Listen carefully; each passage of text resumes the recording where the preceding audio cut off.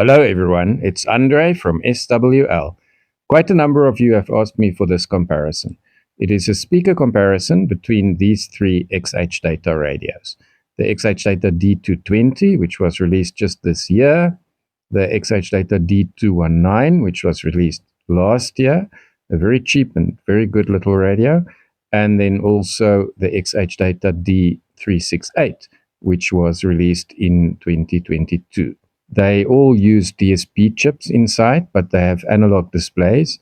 They are all extremely reasonably priced, from about $10 up to $20. All are very, very sensitive. So in this comparison, I'm going to show you the sound on shortwave, medium wave, and FM. I recorded the sound via my Reticus V115 in each case.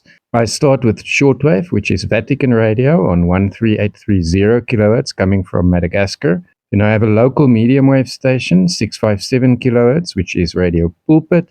And I end with SAFM, the National English Language Service in South Africa. In each case, I work from the oldest radio up to the newest one. So you will hear the D368 first, then the 219, then the D220. I'll tell you at the end what I think. This is the Africa service of Vatican Radio.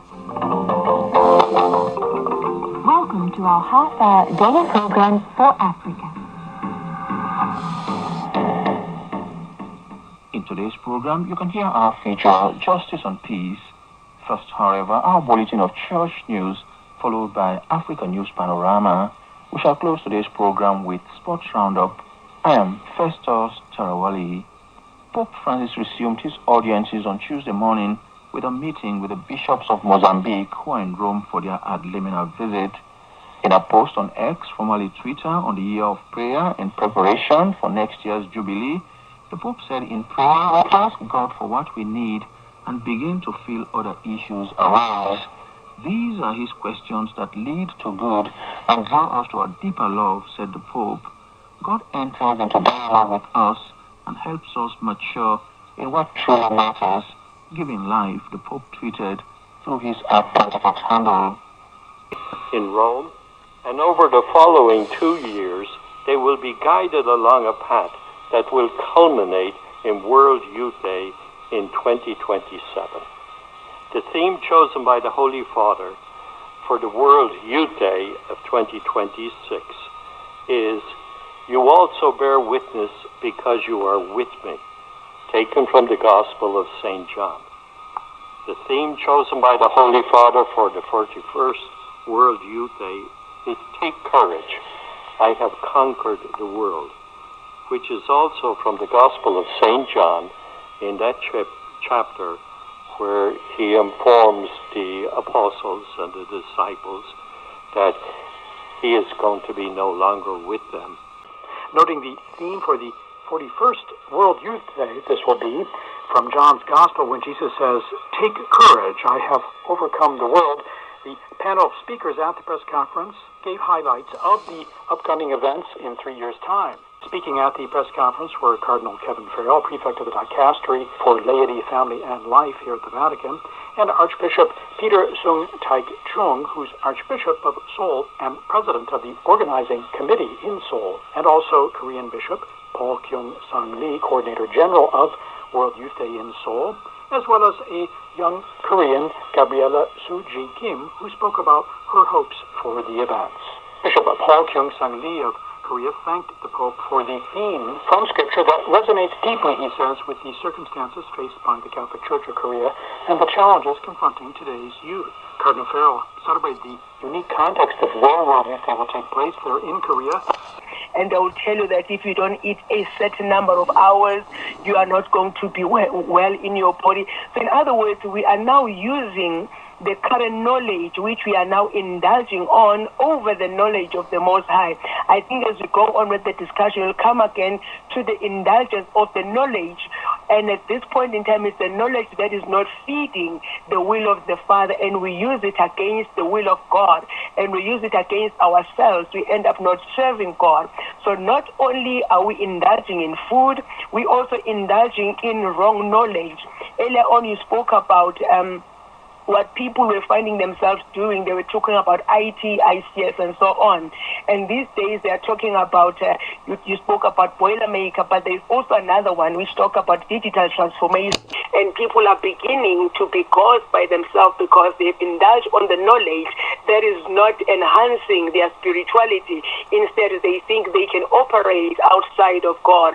These are the indulgences of today that are seeking to replace God, that are seeking to tell men that they can be independent, they can operate outside of God, because when knowledge increases, it also increases disbelief in other people. They end up not trusting God.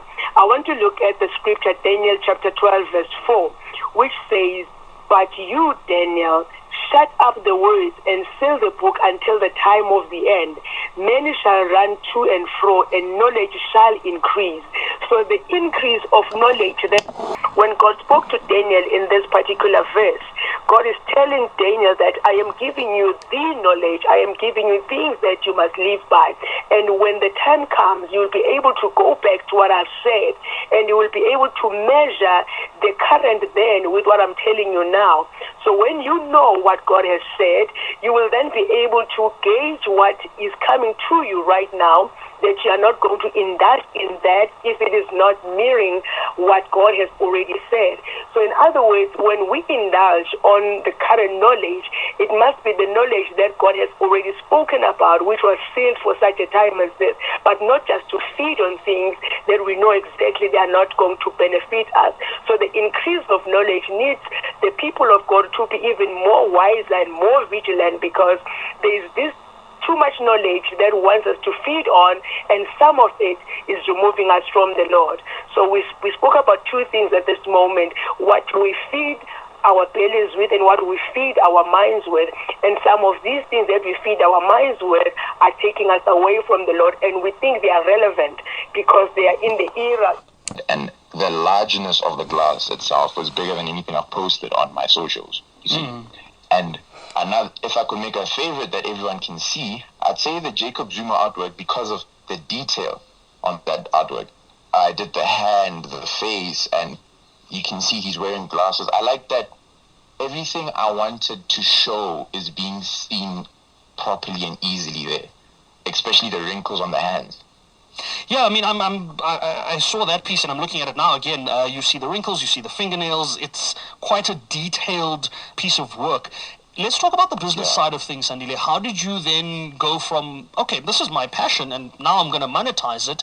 Or did you always know from the beginning that that's kind of the route you wanted to take? No, I didn't. We don't have art school in where I'm from. I'm from Polokwane, and we're really quite limited in that type of resources, you know? So, and I was like, that's actually what I want to do. That seems like something you can do and still be happy with yourself about. Like, you can do your passion and still make, you know, your money from. And I had this idea since I was drawing cartoons, and it's a thing of, you're drawing cartoons, people are like, it's Popeyes or something, you know, they're not really taking it serious. And someone out there is really making, they're living from it. Not just about making millions or whatever, but they're making a living. They can live off of it, which is something I wanted to do, you know?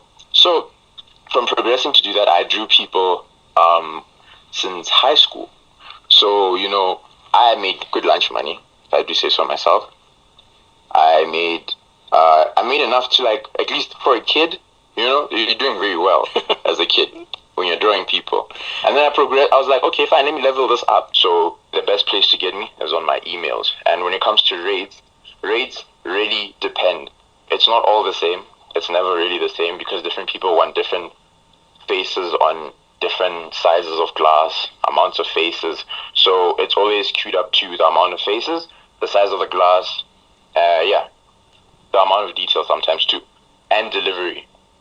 Right, what's that Instagram handle again? Instagram handle is @SKOriginalRSA.